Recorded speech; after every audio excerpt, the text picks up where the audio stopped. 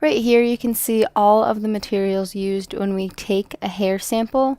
The scale here has a piece of paper on top of it because that's what we will place the hair on upon clipping it from the nape of the subject's neck. Our protocol does state to put a plastic baggie on there, but we have found that putting the piece of paper on there and then tarring the scale is much easier. There's less hair clinging to the bag and things like that. We've got thinning shears, normal hair cutting scissors, a hair clip in the event that the participant has longer hair, so you can clip the extra hair out of the way to reach the nape of their neck.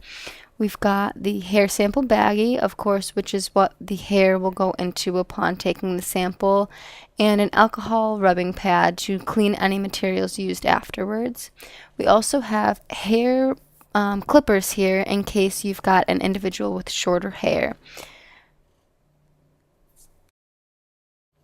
Right now, the lab staff is taking the excess hair from the participant and pulling it to clip it out of the way, so then that way she can access the nape of their neck and the back hair, the underneath hair, which is exactly what you want for the sample. So now she's clipping the hair out of the way so it won't fall down and impede on her ability to get the right hair sample.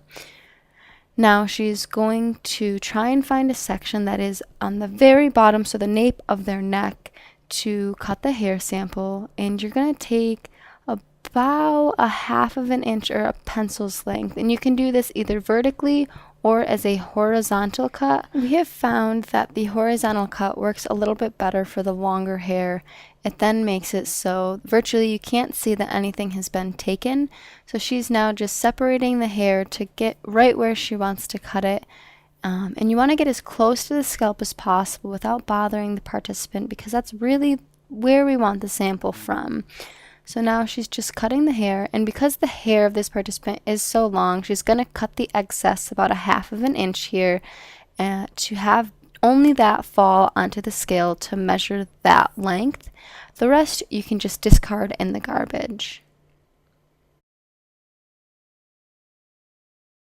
Here we wanted to show you that the sample has been taken, but it is virtually impossible to see where it was taken from. Here is the one guard of the hair clippers that you would use in the event of a participant having really short hair, typically a boy's cut. You would go right along the nape of the neck, just like this, and upon getting hair on, you're going to shake it over the hair collection paper there on the scale. These here are called thinning shears. This is for also typically a boy's length cut, about a half of an inch. This you could go right along the nape of their neck, and you could use that to clip the hair. This is going to take some and not all of the hair that you're clipping, making sure that there's enough left behind to not see any apparent bald spots.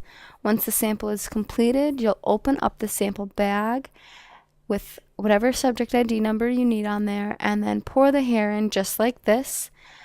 And once completed, ziplock the bag shut and you'll be all set.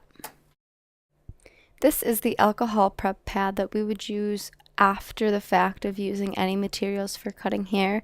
You want to be sure that you clean the materials in between each hair cutting sample.